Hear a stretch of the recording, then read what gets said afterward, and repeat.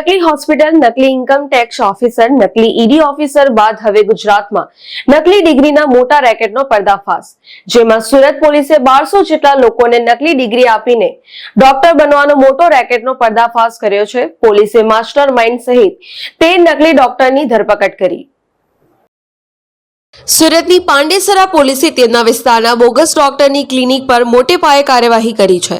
શ્રમિક વિસ્તારમાં ક્લિનિક શરૂ કરીને નિર્દોષ ગરીબ લોકોની સારવારના નામે ખોટા ઉપચાર કરીને તેમનો જીવ જોખમમાં મૂકનાર આ નકલી ડોક્ટરો સામે પોલીસે કડક કાર્યવાહી કરી છે. આ કેસમાં મુખ્ય આરોપી સહિત 13 નકલી ડોક્ટરની ધરપકડ કરવામાં આવી છે.